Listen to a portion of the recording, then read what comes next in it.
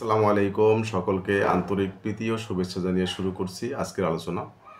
আজকে যে ব্যাপারটি নিয়ে আলোচনা করতে যাচ্ছি এটা আপনারা ইতিমধ্যে সোশ্যাল মিডিয়াতে এবং বিভিন্ন গণমাধ্যমে দেখেছেন এবং আমিও গতকালকে এই ব্যাপারটি নিয়ে একটি নিউজ করেছি।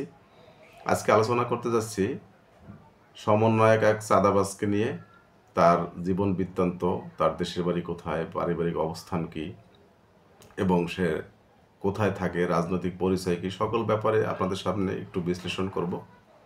যাই হোক, আমার চ্যানেলে যদি আপনারা কেউ নতুন হয়ে থাকেন, চ্যানেলটি অবশ্যই সাবস্ক্রাইব করে লাইক, কমেন্টস, শেয়ার করবেন।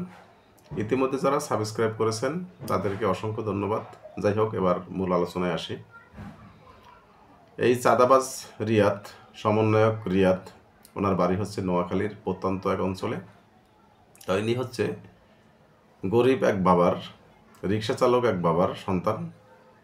তো ওনাদের আরও দুইটা বোন আছে, বড়, উনি হচ্ছে ছোট। তাই ওনার বাবা দীর্ঘ প্রায় 40 বছর যাবৎ রিক্সা চালাচ্ছেন এবং দিনমজুরের কাজ করতেছেন। তো ছেলেটি আসলে মেধাবী, তা না হলে তো ঢাকা একটা বেসরকারি বিশ্ববিদ্যালয়ে লেখাপড়া করা সম্ভব না। এবং সে নিজে টিউশনি করে, বাপে কিছু টাকা দিত, বোনেরা কিছু টাকা দিত, সেখান থেকে লেখাপড়া টাকা থেকে চালিয়ে যেত।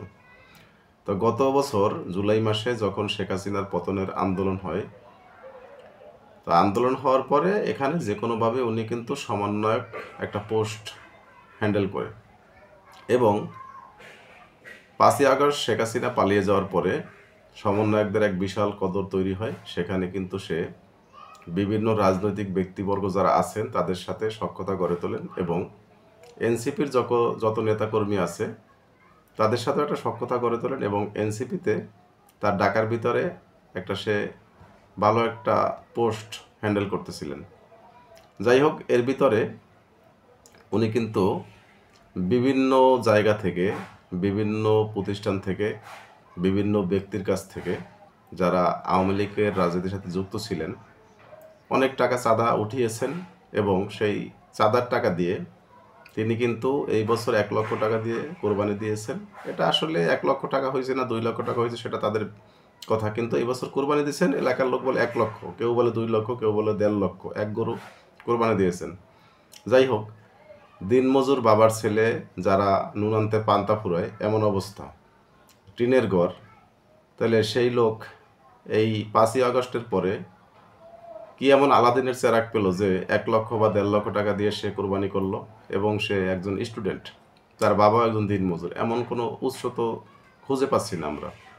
তবে এলাকার জনগণ সবাই বলতেছে যে 5ই আগস্টের পরে আঙ্গুল ফুলে কলা গাছ হয়েছে। এখন এর সাথে এখন চাঁদার যেহেতু সম্পৃক্ততা চলে এসেছে, সেক্ষেত্রে সবাই বুঝতেছে যে এটাই, যে উনি এই চাঁদার টাকা দিয়ে এগুলি করেছেন এবং ওনার বাড়িতে 5তলা বিল্ডিংয়ের একটা ফাউন্ডেশন নিয়ে 1তলা অলরেডি কমপ্লিট করে ফেলেছেন, এটাও কিন্তু চাঁদার টাকা দিয়ে। এখন তার বাবা মা, তারা কিন্তু খুব সহজ সরল দেখতে, গ্রামের মানুষ এবং শ্রমজীবী মানুষ, তাদের কথাবার্তায় মনে হচ্ছে তারা খুব সহজ সরল, কিন্তু তাদের ভিতরেও গলদ আছে।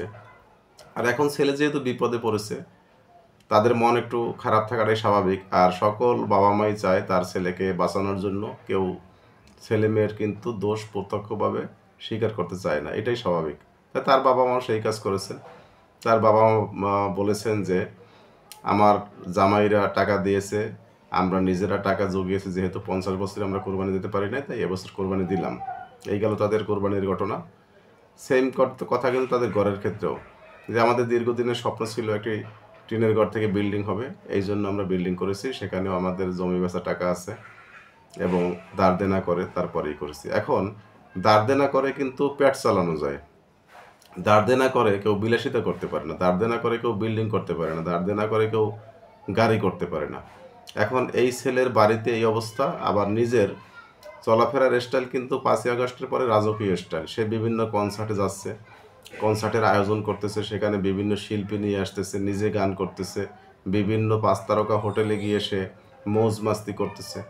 তাহলে এত টাকার তো উৎস আসলে অন্য কোনো জায়গা থেকে আসার কোনো কথা না, এত টাকার উৎস কোথায়? এই চাঁদাবাজি। তাহলে এবার স্পষ্ট হচ্ছে যে বিগত দিনে উনি স্বরাষ্ট্রমন্ত্রীর ছবি, লুৎফর রহমান বাবরের ছবি, তারপর এনসিপির বিভিন্ন নেতাদের ছবি, এগুলিকে পুঁজি করে উনি কিন্তু বিভিন্ন মাধ্যম থেকে টাকা হাতিয়ে নিয়েছেন এবং চোরের 10 দিন গৃহস্থের 1 দিন। তাই উনি গত 2 দিন আগে কিন্তু ধরা খেয়েছেন। এটা কিন্তু আল্লাহর একটা মানে বড় একটা কিন্তু লানত ওনার উপর চলে এসেছে, যার কারণে এটা হয়েছে। তো যাই হোক, সবাইকে শুধু এটুকুই বলতে চাই, যারা সমন্বয়ক আছেন, যা বিএনপি, এনসিপি, আরও বিভিন্ন দল, গণ অধিকার পরিষদ, যারাই আছেন এরকম চাঁদাবাজির সাথে যদি যুক্ত হন, আপনাদের কিন্তু মানুষের শেষ। এখন এই ছেলের কিন্তু ভবিষ্যৎ কেবলমাত্র শুরু। লেখাপড়া মোটামুটি ভালো, এখন এই ছেলে কতদিন জেলে থাকে তার ঠিক নেই, এবং এই ছেলেকে ছাড়াতে গিয়ে তার বাবা মার সেই বিল্ডিং আবার বেচতে হয় কিনা সেটারও একটা ব্যাপার আছে। যাই হোক, এরকমের ঝামেলায় কেউ জড়াবেন না। সকলের অবগতির জন্য ভিডিওটা করা, এবং তার ব্যাপারেও কিছু কথা তুলে ধরলাম। যদি আমার কথার ভিতরে ভুল ত্রুটি হয়ে থাকে ক্ষমার দৃষ্টিতে দেখবেন। সবাইকে ধন্যবাদ। আসসালামু আলাইকুম ওয়া রাহমাতুল্লাহ।